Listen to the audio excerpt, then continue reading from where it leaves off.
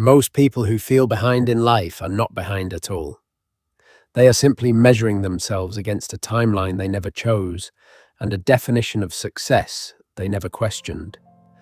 And that difference between being behind and measuring yourself by the wrong thing entirely changes everything. You know the feeling. You scroll through someone's life and something tightens in your chest. Not quite envy, something quieter than that. A low, persistent hum that says, "You should be further along by now. You should have figured it out by now. Everyone else seems to know what they're doing. Everyone else seems to have arrived somewhere.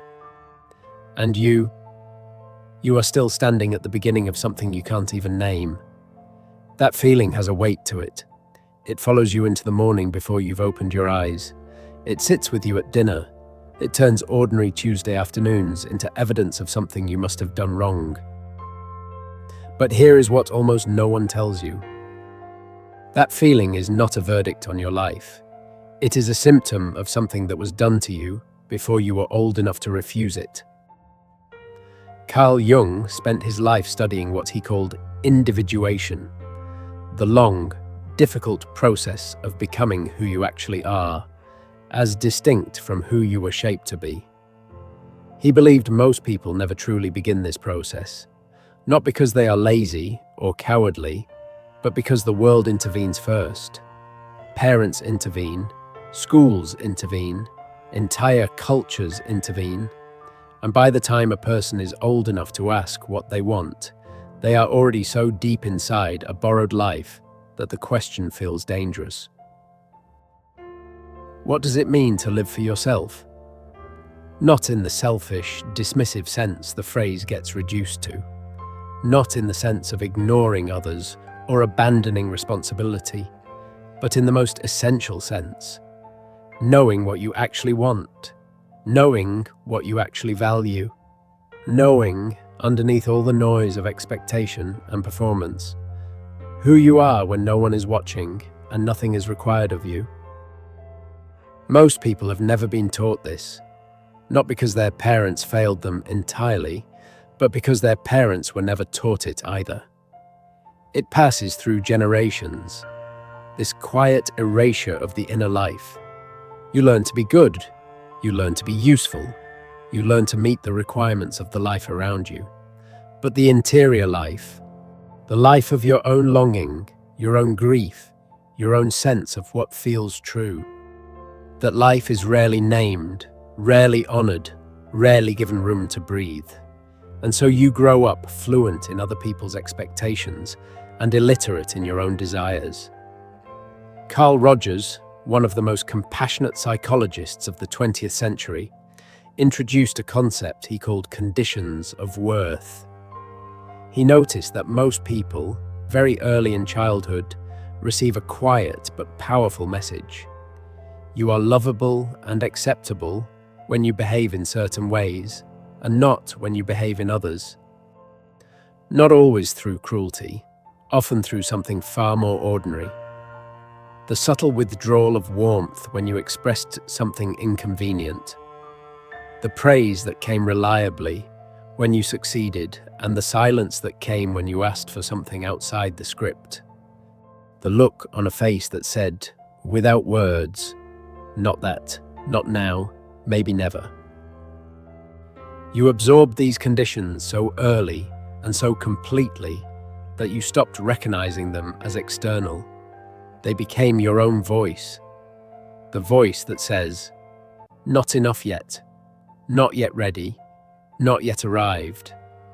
And that voice, that relentless internal auditor, is what is measuring you against a timeline now. It is not your voice. It never was. Here is what that has cost you. When you spend your years trying to meet conditions that were never truly yours, you do not simply live according to someone else's values. You lose access to your own, slowly, incrementally, so gradually that you do not notice it happening. You stop asking what you want and start asking what is expected. You stop pursuing what excites you and start pursuing what is safe, what is legible. what can be explained to others without awkward pauses. Erich Fromm, the German-American psychologist and philosopher who wrote with unusual clarity about the modern predicament, said that most people in the contemporary world are not free. Not because they are imprisoned by external force, but because they have escaped into conformity. They have exchanged the discomfort of their own freedom for the comfort of resembling the people around them. Fromm called this the escape from freedom, the discovery, usually unconscious, that it is easier and far less frightening to become what others want than to risk the uncertainty of becoming yourself. You may recognize that in your own life, the way certain choices were made, not because they felt right, but because they felt safe. The way certain paths were followed, not because they were yours, but because they were visible, approved of, legible to the world around you. The way you have sometimes looked up in the middle of a life you built according to all the right specifications and felt, against all reason, like you were watching it happen to someone else. That distance between yourself and your own life is not a character flaw. It is the predictable outcome of a childhood spent learning to be acceptable before you had any idea who you were. This is also a nervous system question, not merely a psychological one. Bessel van der Kolk, whose decades of research into trauma reshaped how we understand the body's response to early experience, found that the nervous system does not distinguish between a physical threat and the threat of losing love. To a child, the withdrawal of approval feels like danger, the absence of attunement, of being truly seen and met by the people who are supposed to see you, registers in the body as something close to abandonment, and the nervous system adapts. It learns to scan, to perform, to monitor the room for signs of what is needed. It learns to subordinate the inner signal to the outer one.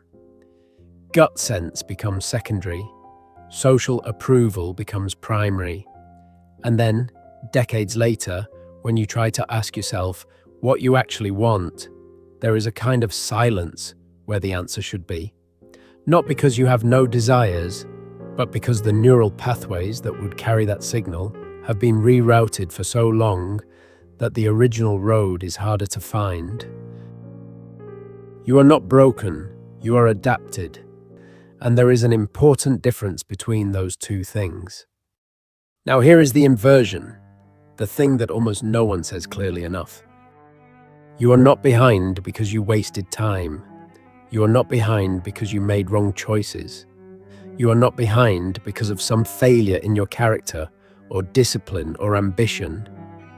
You are where you are because you were handed a life, a set of values, a definition of success, a timeline for arrival, before you had the self-knowledge or the permission to refuse it. And you did what any reasonable person does. You tried to live it, as honestly as you could, with as much effort as the conditions allowed. The feeling of being behind is not evidence that you are behind. It is evidence that you have been measuring yourself against a map of someone else's territory. Viktor Frankl, writing from the ruins of everything, said that what a person needs is not a tensionless state, but the striving and struggling for a worthwhile goal. Not ease, not the absence of challenge, but the particular aliveness that comes from moving towards something that is genuinely yours. You have perhaps never been told that you are allowed to want something genuinely yours, that the longing you have felt, the one underneath the achievement and the performance and the adequate life, is not a luxury. It is not something to return to after you've handled everything else. It is the thing. James Hollis, the Jungian analyst who spent his career thinking about what he called the unlived life, made an observation that is almost painfully simple. Most people, he said, are living a life that is not their own. Not because they are weak, but because the task of becoming who you actually are is one of the most demanding things a human being can undertake, and almost no one prepares you for it. Almost no one tells you that it is the work. That everything else, the titles, the relationships, the accumulated externals of a life, are only scaffolding around a question you have to keep asking until you find a real answer. Who are you underneath what you were taught to be? That is not a question for later. It never was. So what does the way through actually look like? Not in the easy sense. Not in the sense of a practice or a habit or a 5-step protocol. The honest version, it begins with a very small, very uncomfortable act.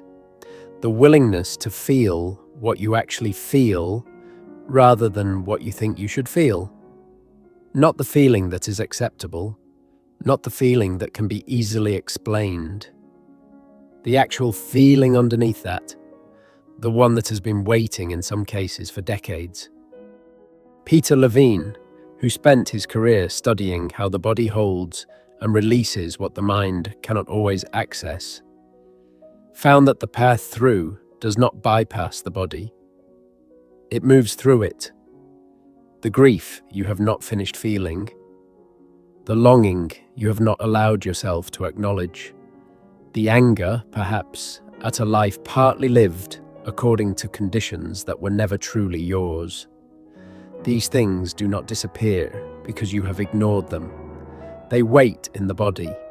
They wait in the tightness of a chest that cannot fully expand.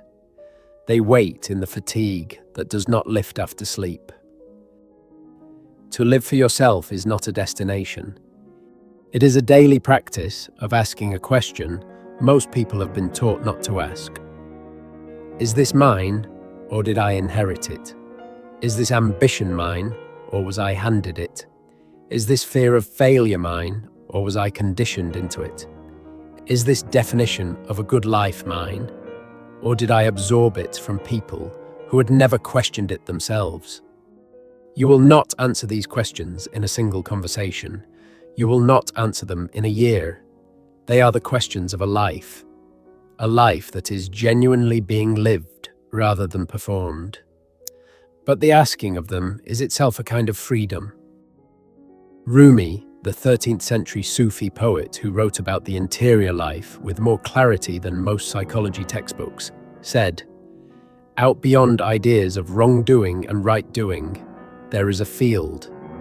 I'll meet you there."